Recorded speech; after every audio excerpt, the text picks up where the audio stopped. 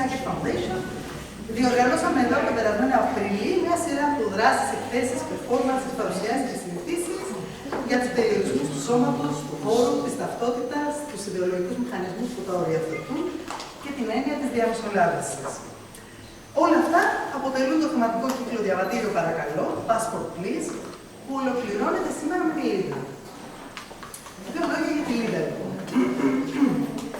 Τη Λίντα δεν την έχει γνωρίσει κανείς μας. Οπότε δεν ξέρουμε πώς είναι. Αν είναι στην πραγματικότητα άντρας. Οπότε, αν σηκωθούν άντρες και διαβάσουν, μπορεί να είναι πραγματική φωνή της Λίντας. Αν είναι κοντή ξανθιά, χοντρή αδύνατη, ελεύθερη ξανθιά. Ό,τι ξέρουμε για αυτήν το μάθαμε διαβάζοντας την απομαγνητοφορημένη της συνέντευξη που σήμερα θα διαβάσουμε παρέα. Τη συνέντευξη αυτή την έδωσε στην Ελένη Συρίγου Ρίγου, μια γυναίκα που γνώρισε η Λίντα όταν της καθάριζε το σπίτι και έγιναν φίλες.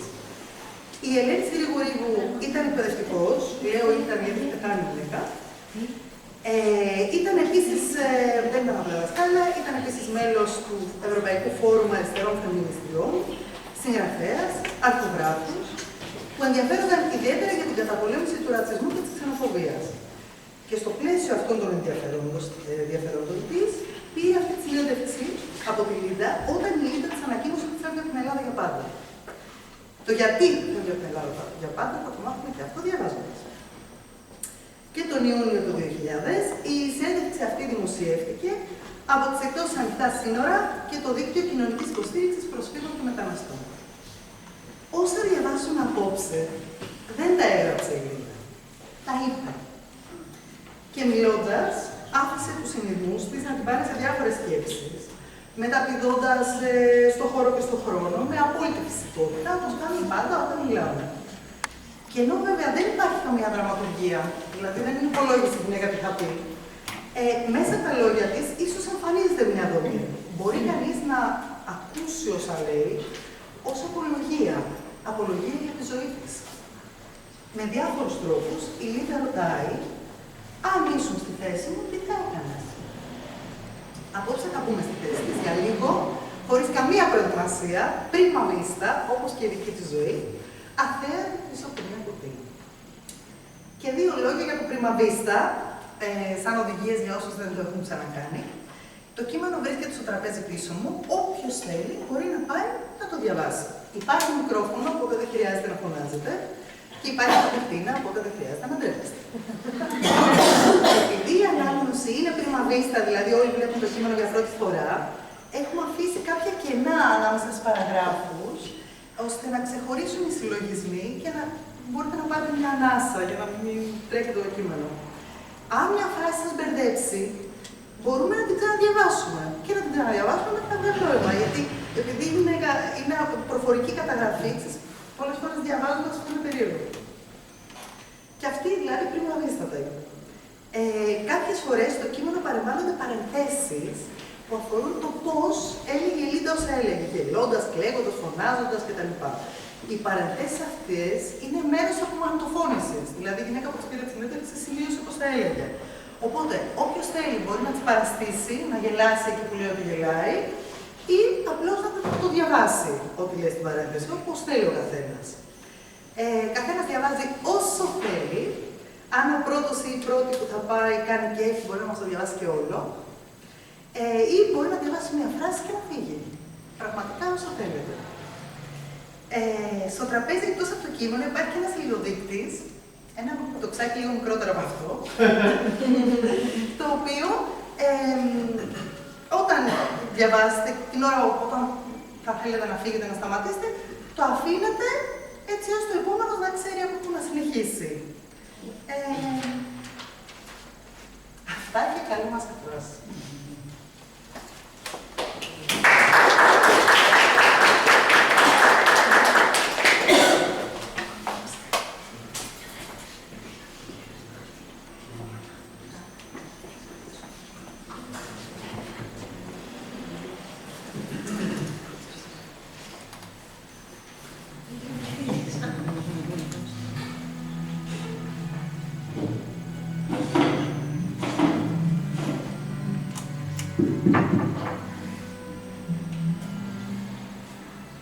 Λίτα. Από το σχολείο θυμάμαι, όταν ήμουν μικρή, έχω κάνει βιολί. Ο πατέρας βέβαια είχε πολύ μεράκι για να κάνω κάτι.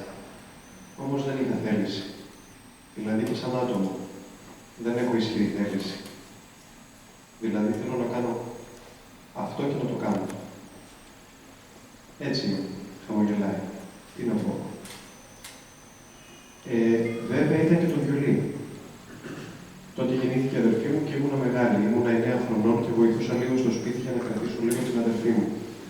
Η μητέρα μου δούλευε και ο πατέρας μου δούλευε και έτσι δεν προλάβαινα και τα μαθήματα και το βιολί και να πάω στο σχολείο. Και σαν δικαιολογία άφησα το βιολί. Τώρα βέβαια μια ζωή το έχω μετανιώσει, αλλά πάει τέλειωσε, τι να κάνω. Λυπημένο. Θυμάμαι μικρή που ήμουν, είχα από όλα. Θυμάμαι δηλαδή που τα μαγαζιά είχαν τρόφιμα, κρέας, είχε τα πάντα. Θυμάμαι στα μαγαζιά που πουλάγανε σαλάμια και τέτοια, ήταν διάφορα και βέβαια με ωραία γεύση. Όχι με τέτοια που βάζουμε μέσα και όχι συντηστήρες. Η οικογένειά μου ήταν ο πατέρας μου τεχνικός και η μητέρα μου νοσοκόμα. Καλή οικογένεια, πολύ καλή βέβαια. Καλή οικογένεια, πολύ καλή, βέβαια. 3 παιδιά ήμασταν. Εγώ, η μεγάλη, η αδερφή μου και ο αδερφός μου. Πολύ ήσυχη οικογένεια, χωρίς προβλήματα. Δεν ξέρω. Γελάει με μηχανή. Εντάξει, τέλειωσε το σχολείο, μετά δεν έβρισκα δουλειά, λίγο δύσκολο, και έτσι πήγα σε μαγειρική σχολή. Μόλις τέλειωσα, μπήκα στη δουλειά και εκεί γνωρίστηκα με τον Οδυσσέα. Εγώ τότε ήμουν 22. Ο Οδυσσέας ήταν 26. Γνωριστήκαμε, βγαίναμε μαζί και μετά από 3 χρόνια αραβωνιαστήκαμε. Παντρευτήκαμε και κάναμε τα παιδιά μας. Γένιο μηχανίας. Στην οικογένεια του Οδυσσέα ήταν 2 παιδιά, ο Οδυσσέας και ο αδερφός του. Ο πατέρας του Οδυσσέα ήταν μηχανικός, είχε κάνει πανεπιστήμιο αυτό, στην Ιταλία τέλειωσε. Ήταν πολύ καλός, πάρα πολύ καλός, και στη δουλειά του δηλαδή, αλλά ήταν και άνθρωπος. Πέθανε νέος όμως από μια αρρώστια, όχι λευκαιμία ακριβώς, νεφρική ανεπάρκεια.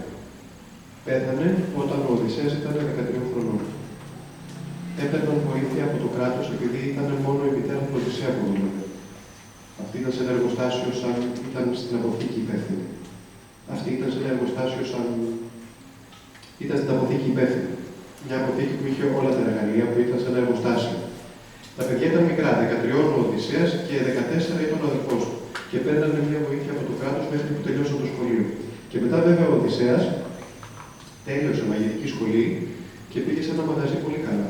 Είχε πολύ καλή δουλειά. Εντάξει, όλα πήγαν καλά. Είχαμε λίγες δυσκολίες στο σπίτι γιατί η μητέρα του Οδυσσέα ήταν άρρωστη, είχε ζάχαρο και μέναμε μαζί. Μετά από 6 μήνες εμφανίστηκε στο μικρό η αρρώστια που είχε και από τότε αλλάξαμε όλα.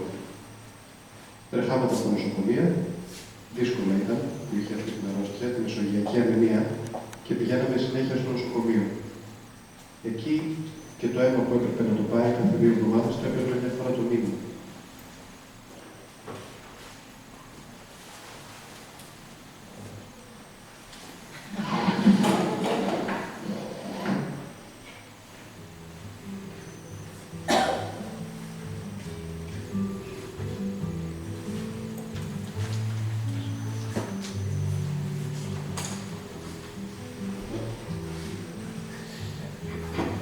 Γιατί δεν ξέρω, μια θεωρία, έτσι όπως έλεγαν οι γιατροί, ότι δεν έπρεπε να πάρει συχνά αίμα.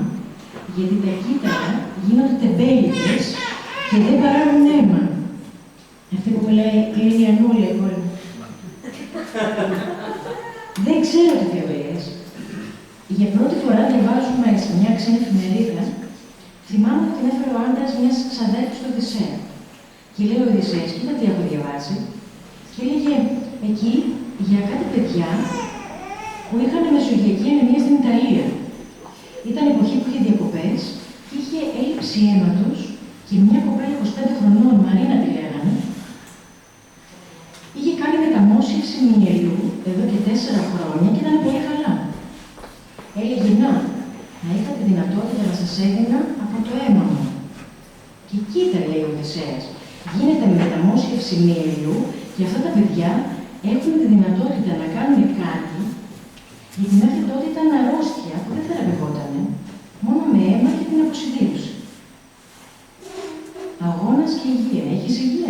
Σήμερα είσαι καλά, αύριο μπορεί να μην είσαι. Σήμερα βγαίνει στον δρόμο και σε πατάει αυτοκίνητο. Έρχεται κάποιο και σε σκοτώνει έτσι. Δηλαδή δεν νιώθεις ασφάλεια με τίποτα. Η κατάσταση για μας ήταν δύσκολη. Όλοι δηλαδή βλέπανε για να βγουν έξω. Όλοι δηλαδή βλέπανε για να βγουν έξω. Ήταν ένα όνειρο. Πω, λέω, σαν να ονειρεύεται. Θα πάω καμιά φορά έξω. Δηλαδή έξω από τα σύνορα, αυτό εννοώ. Τα βλέπαμε σαν παράδεισο. Όταν βλέπεις τηλεόραση, που στην τηλεόραση βλέπεις πάντα το ωραίο, το καλό, λέγαμε, πω, τι ωραίο που είναι, πότε θα πάμε κι εμείς. Όλοι ήθελαν να φύγουν έξω, δηλαδή να ζουν έξω. Η οικονομική κατάσταση ήταν δύσκολη. Βέβαια και η ελευθερία του λόγου δεν υπήρχε, να εκφράζεις ελεύθερα. Πολλά άτομα έχουν μπει φυλακή μόνο για μια έκφραση. Έχουν πει, ας πούμε, τι. Παράδειγμα, δεν έχει τίποτα στην αγορά. Τι πράγμα είναι αυτό. Δηλαδή, αν έλεγες τέτοιο, θα μπαίνεις φυλακή. Τι δεν έχει τίποτα. Τι δεν έχει τίποτα. Απ' όλα έχει, σου λέγανε.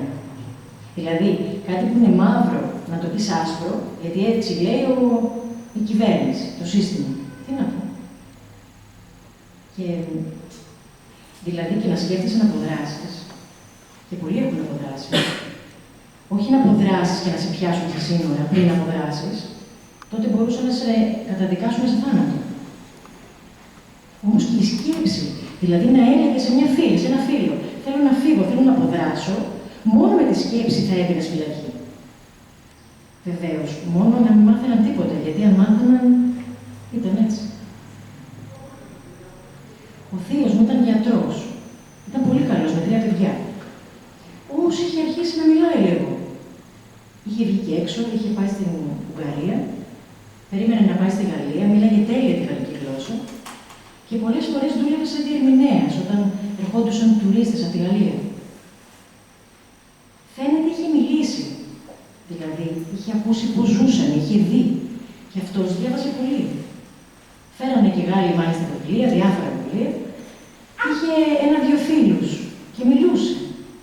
Έλεγε, αυτό που κάνουμε εμείς δεν είναι ζωή. Εδώ δεν έχουμε ούτε ελευθερία να εκφραζόμαστε ελεύθερα. Φαίνεται πως κάποιος από τους φίλους του δεν ήταν ακριβώς φίλος και πήγε στην ασφάλεια και είπε έτσι και έτσι. Και του βάλανε μάλλον 2-3 φίλους για να τον παρακολουθούν. Είδανε που είχε αρχίσει να μιλάει λίγο και τον βάλανε φυλακή. 5 χρόνια φυλακή, πολιτικός κρατούμενος βέβαια. Όταν βγήκε από τη φυλακή, δεν του δώσαν άδεια για να είναι γιατρός στην πόλη που δούλευε. Τον στείλανε σε ένα χωριό πολύ πάνω από τα βουνά, μακριά. Και έρχονταν μια φορά στις 3 εβδομάδες να δει την οικογένειά του, μέχρι που κάποια στιγμή έπαθε ατύχημα και πέθανε, 46 χρονών, άφησε τη γυναίκα του και τα 3 παιδιά, 3 αγόρια. Δηλαδή έτσι ήταν η ζωή. Μόνο να μιλούσες, έμπαινες φυλακή.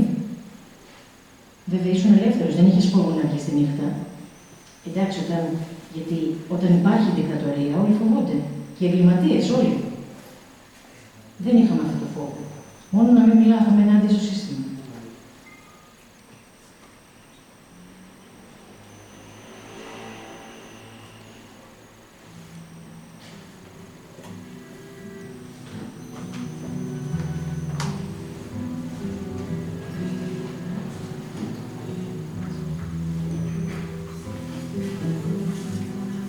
Λίδα είναι το όνομά μου. Το όνομα του Οδυσσέα είναι Αρτάνα. Το δικό μου Λίδα. Όταν ήρθαμε, επειδή δεν μπορούσαμε να πάρουμε βίζα, δεν δίναμε βίζα έτσι, να πας δηλαδή να πεις το παιδί είναι άρρωστο και θέλω να μπορείτε να μου δώσετε βίζα. Δεν γινόταν αυτό. Έτσι υποχρεωτικά αγοράσαμε 2 διαβατήρια με άλλα ονόματα και ήταν δηλαδή το όνομα Οδυσσέας. Απλώς αλλάξαμε φωτογραφία και τέτοια και έτσι έμεινε αυτό το όνομα. Στο σχολείο τα παιδιά τα πήγαμε με αυτό το διαβατήριο και έτσι μείναμε. Ο Οδυσσέας δηλαδή με το όνομα Οδυσσέας. Βέβαια, αλλά τι να κάνουμε, τι να λέμε τώρα. Ήρθαμε με λεωφορείο μέχρι εδώ στην Αθήνα και δεν ξέραμε τίποτα, ούτε από πάνω, ούτε καλημέρα, ούτε μία λέξη. Τίποτα. Μπήκαμε στο λεωφορείο και 5 ώρα το πρωί φτάσαμε στο πρακτορείο. Εκεί πήραμε ένα ταξί και ήρθαμε μέχρι την Ομόνια. ακριβώς στην Ομόνια, εκεί που είναι οι σκάλες. Περιμέναμε εκεί με τις τσάντες που είχαμε και ήταν 6 το πρωί. Θυμάμαι μικρή που ήμουν, στα μαγαζιά είχε τα πάντα. Όμως σιγά σιγά φύγανε όλα. Ήρθε δηλαδή μια στιγμή που έπρεπε να σηκωθούμε 2 τη νύχτα για να πάρουμε 2 λίτρα γάλα. Μας δίνανε κάτι, ένα χαρτί, ας πούμε, που με αυτό το χαρτί θα παίρναμε μισό κιλοτήρι την εβδομάδα. Μια οικογένεια, 4-5 άτομα δηλαδή, είχαν το δικαίωμα να τρώνε μισό κιλό τυρί, 1 κιλό κρέας, 10, δεν ξέρω πόσο ήταν τα αυγά, 10 αυγά την εβδομάδα, ένα πακέτο βούτυρο, 200 γραμμάρια. Αυτό τα τελευταία χρόνια. Τα τελευταία χρόνια δηλαδή το σύστημα πήρε και την τελευταία αγελάδα. Γιατί εντάξει, οι χωριάτες είχαν γη που ήταν εδώ όλοι δικοί τους. Όμως πάνω σε αυτή τη γη βάζανε μια, πώς το λένε, υποχρεωτικό που πρέπει να δώσεις. Έκανες τόσο παραγωγή, το μισό ας πούμε πρέπει να το δώσεις στο κράτος. Όμως υπήρχαν οικογένειες που δεν μπόρεσαν, δεν είχαν πολλά άτομα να δουλέψουν και ήταν όλα από τη γη και το κράτος ήθελε και το δικό του μερίδιο και δεν έκανε τίποτα. Θυμάμαι δηλαδή, όπως μου έλεγε ο πατέρας μου, αυτή την εποχή ο πατέρας και η μητέρα μου ήταν στο χωριό. Θυμάμαι που μου έλεγε ότι ερχόταν στα τρελή να πάρουν. Όμως ο πατέρας μου ήταν μόνος του. Δηλαδή ο παππούς μου δεν είχε άλλα παιδιά και δεν είχε τι να δώσει. Και υποχρεωτικά μετά, λέει, πήρε την οικογένεια όλη και πήγαν στην πόλη. Εντάξει, όμως είχαν αφήσει μια οικογένεια να έχει μια γελάδα, τις κότες, αυτά. Ήρθε μια στιγμή που μου τα πήραν και αυτά. Είχε έρθει ένας ξάδερφος του πατέρα μου μια φορά από το χωριό και έλεγε: μας πήραν και την τελευταία γελάδα, μας δίνουν ένα ποτήρι γάλα την ημέρα για ένα άτομο. Δηλαδή αυτό ήταν ένα άτομο να πίνει ένα ποτήρι γάλα. Δηλαδή ο χωριάτης πρέπει να έχει και τα χωριά δεν είχαν. Όμως η πόλη παίρνει τα χωριά. Άμα δεν έχει το χωριό, τι θα έχει η πόλη. Θυμάμαι πολλές φορές τη μία σηκωνόμασταν με τον Οδυσσέα να πάμε να πιάσουμε σειρά για να πάρουμε 2 λίτρα γάλα. Και ξανά τα ίδια και τα ίδια κάθε μέρα. Πάρα πολύ δύσκολο. Μετά ήρθε μια στιγμή που δεν μπόρεσα άλλο. Αποφασίσαμε να φύγουμε, όμως επειδή τότε το παιδί ήταν άρρωστο, είπαμε, δηλαδή δεν ξέραμε πώς θα είναι έξω, γιατί έτσι όπως μας είχαν πει, έξω είναι ο καθένας για τον εαυτό του και ο Θεός για όλους. Έτσι λέγανε. Ενώ σε εμάς, στο σοσιαλισμό, όλοι για έναν και ένας για όλους. Αυτό ήταν το σύνθημά μας. Και λέγαμε τώρα έξω ποιος το νοιάζεται για μας, θα ήμασταν το παιδί στον δρόμο. Πού θα βρούμε αίμα να το βάλουμε. Μας κράτησε αυτός ο φόβος και το αφήσαμε. Είπαμε να το αφήσουμε, ποιος ξέρει τι θα βρούμε εκεί. Εντάξει, μετά πολλοί φύγαν από τους βομβαρδισμούς, έχουν φύγει βέβαια από τους βομβαρδισμούς. Όμως οι περισσότεροι έχουν φύγει και τους έχουν κάψει μέσα στο σπίτι τους. Δηλαδή έχουν πάει και λένε σε 3 μέρες να έχεις φύγει από το σπίτι. Ήρθαμε, σε βρήκαμε, σε σκοτώσαμε. Και τι θα κάνεις, θα φύγεις. Δεν θα φύγεις. Έχουν πάει πολλοί να κρυφτούν στους τζαμίδες. Τους έχουν σκοτώσει εκεί μέσα. 10, 20, 30 άτομα μαζί με τον παπά. Και έχουν κάνει πολλά τέτοια. Αυτοί δεν σέβονται με ιερομέρους. Τώρα τι περιμένεις να σέβονται αυτό μοναστήρια και τέτοια. Πράγματι, μίσος εκδικήσει όλα. Όμως δεν ξέρω τι να πω. Δεν ξέρω. Δεν βλέπω να υπάρχει θεραπεία από το μίσος. Πρώτα ήρθε η αδερφή μου εδώ, μετά ήρθε η μητέρα μου με τον αδερφό μου. Είπε η μητέρα: πάω να δουλέψω ένα χρόνο να μαζέψω λίγο λεφτά και θα γυρίσω πίσω. Το παιδί ήταν 3 χρονών και είχε πρόβλημα με τη σπλήνα. Δηλαδή η κοιλιά του είχε φουσκώσει πάρα πολύ και μας έλεγε να κάνουμε αφαίρεση σπλήνας. Αλλά ήταν πολύ μικρός. Μου λέει μια νοσοκόμα που γνώριζε τη μητέρα μου, γιατί εκεί δούλευε και αυτή μόνη που τότε είχαν βγει στη σύνταξη και μετά εδώ στην Ελλάδα. Και μου λέει: τι κάνετε εσείς εδώ, έχεις τη μαμά σου στην Αθήνα, έχουν πάει πολλά παιδιά εκεί και κάνουν θεραπεία και είναι μια χαρά. Μην κάθεσαι πια εδώ, γιατί το παιδί δεν θα πάει καλά. Ο Οδυσσέας ήταν καλά, δηλαδή με τη δουλειά μας, με τη δουλειά του ήμασταν, υπήρχε δουλειά, αλλά δεν παίρναμε πολλά λεφτά. Τα λεφτά ήταν μόνο για γιατρούς, τίποτα άλλο. Να σκεφτείς να πάρεις καμιά μπλούζα, έπρεπε να το σκεφτείς πολύ. Έπρεπε να σφίξεις πολύ τη ζώνη για να κάνεις κάτι τέτοιο. Να σκεφτείς μια τηλεόραση άσπρο μαύρο, δεν μιλάμε για κολό, αυτά ήταν όνειρα για μας. Ένα άσπρο μαύρο ήταν 45.000 και ένας μέτρος μισθός ήταν 4.500 το μήνα. Δηλαδή να δουλεύεις τουλάχιστον ένα χρόνο χωρίς να φας τίποτα για να πάρεις μια τηλεόραση. Ήταν πολύ ακριβά. Και εντάξει, ο Οδυσσέας δούλευε σαν μάγειρας και εγώ δεν είχαμε κακή οικονομική κατάσταση σε σύγκριση με άλλους που δούλευαν στα εργοστάσια, ήμασταν καλύτερα.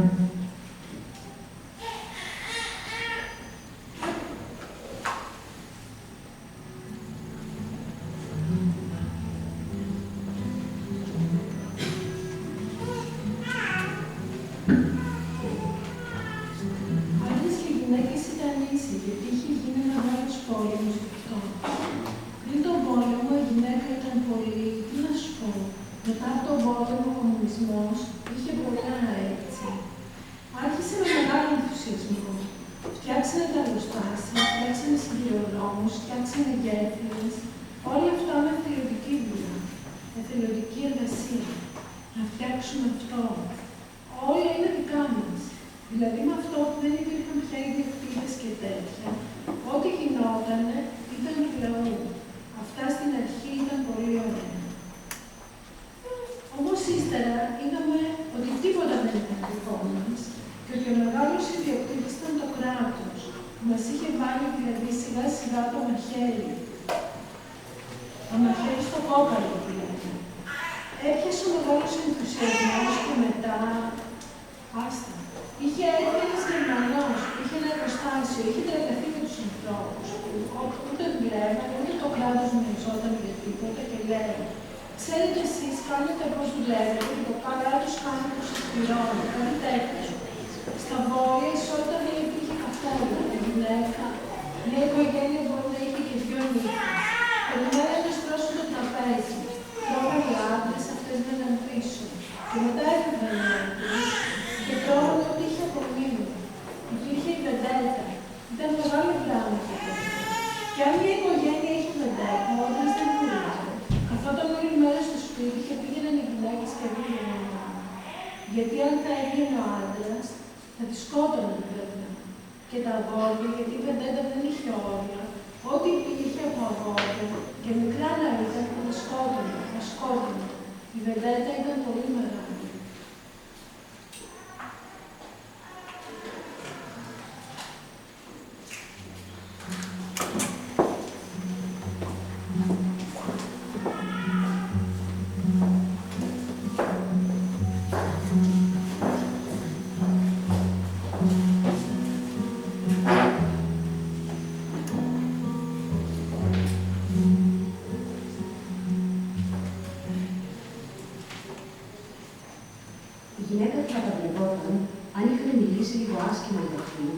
Για αυτή την κοπέλα, ας πούμε.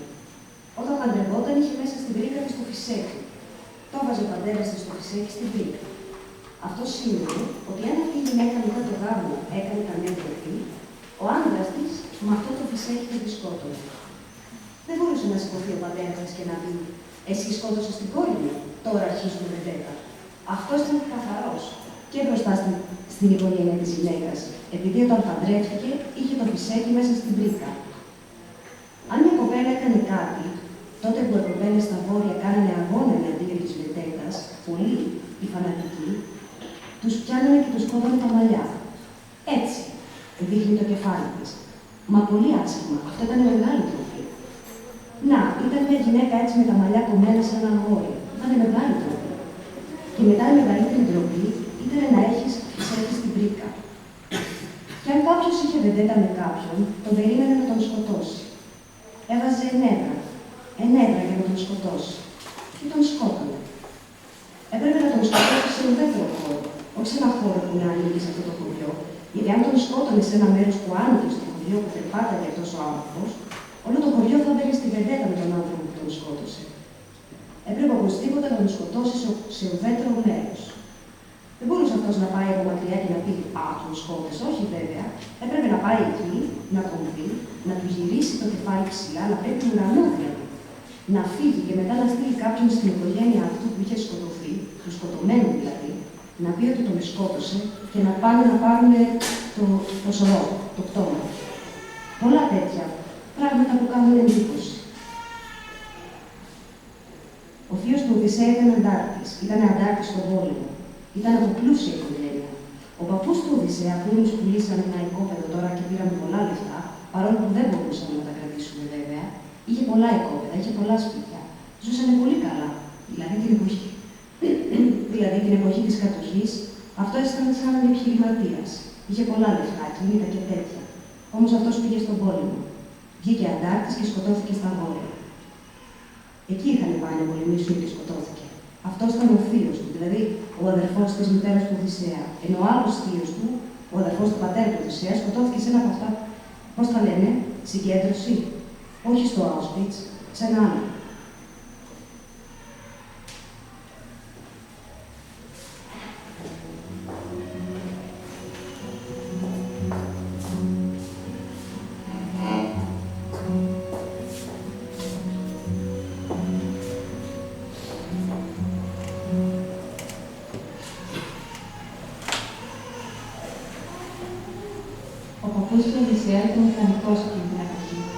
Και πήγε ο δήμαρχος τη νύχτα, γιατί είχαν πιάσει πολλά παιδιά που ήταν κομμουνιστές, πολλά αγόρια εκείνη την εποχή ήταν πατριώτες. Και είχε πάει ο δήμαρχος και του λέει: Έλα να πάρεις το γιο σου. Επειδή σε ξέρουμε εσένα, έλα να πάρεις το γιο σου. Έλα να πάρεις το γιο σου, επειδή σε ξέρουμε εσένα. Έλα να το πάρεις το γιο σου. Και είχε ρωτήσει αυτός: Θα βγουν όλα τα παιδιά. Θα βγουν όλα τα παιδιά. Θα τα βγάλουν δηλαδή από τη φυλακή. Όχι, του είπε. Μόνο το δικό σου, επειδή σας ξέρω. Και λέει ο παππούς του Οδυσσέα: Αν είναι να βγουν όλοι, εντάξει. Αν όχι, και ο δικός μου μαζί με τους άλλους, και ο δικός μου μαζί με τους άλλους. Δεν είναι καλύτερος αυτός να πρέπει να φύγει και όλοι οι υπόλοιποι να μείνουν. Και τους πήγαν σε αυτά, πώς τα λέμε, στρατόπεδα. Και μετά δεν μάθαν τίποτα γι' αυτό. 5 Μαρτίου, σε εμάς είναι η μέρα των ηρώων, δηλαδή αυτών που είχαν σκοτωθεί στον πόλεμο. Πηγαίναν από την κυβέρνηση οι ηγέτες και αυτά. Πηγαίναν σε σπίτια που οι οικογένειες είχαν ήρωες, δηλαδή είχαν σκοτωθεί στον πόλεμο. Πηγαίνανε και την οικογένεια του Οδυσσέα, για να το θυμίσουν δηλαδή. Φοβόμουν γιατί ο θείος μου είχε πάει στη φυλακή. Ήταν πολιτικός κρατούμενος.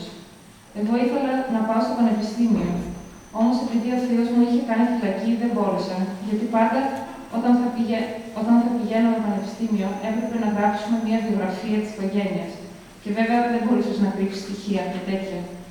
Ανθρώπους δηλαδή της οικογένειας, ό,τι και να ήταν, θείος, θεία, πατέρας, μητέρα, αδερφός, αδερφή, παππούς, γιαγιά. Όποιος από αυτούς δηλαδή είχε πρόβλημα, δηλαδή είχε να κάνει φυλακή και τέτοια, πάει. Δηλαδή δεν μπορούσες να πας πιο ψηλά. Ήταν νόμος. Μία οικογένεια που ήταν καλή, δηλαδή είχε καθαρή βιογραφία, δεν μπορούσε να πάρει από μία που δεν είχε καθαρή βιογραφία. Τότε ακόμα δεν είχαν αρχίσει να είναι ελεύθεροι άνθρωποι. Δηλαδή δεν ήταν όπως τώρα που είναι δημοκρατία και δεν βλέπουν πια τέτοια πράγματα. Και πράγματι εγώ φοβόμουν. Έλεγα, τώρα η βιογραφία μου δεν είναι καθαρή. Και ποιος θα με πάρει εμένα. Δηλαδή έπρεπε να σκεφτώ να βρω ένα αγόρι που θα έχει τουλάχιστον την ίδια βιογραφία με μένα. Όταν γνώρισα τον Οδυσσέα, φοβόμουν. Έλεγα, θα μάθει ότι ο θείος μου έχει κάνει φυλακή και θα χωρίσουμε. Δεν θα μπορέσει δηλαδή, δεν θα τον αφήσουν. Δεν θα τον αφήσουν την οικογένειά του. Τώρα θα πει, εμείς η καλή οικογένεια, όχι ότι εμείς είμαστε κακοί, με καθαρή βιογραφία, και όταν έχουμε τη γιορτή των ηρώων, έρχονται οι ηγέτες από την κυβέρνηση για επίσκεψη. Τώρα να πάρουμε μια κοπέλα που η βιογραφία της δεν είναι καθαρή και ο θείος της έχει κάνει φυλακή. Ήταν πολύ βαρύ. Πράγματι ήταν πολύ βαρύ. Ο Οδυσσέας όμως ούτε μοιάστηκε. Τι λες, είπε.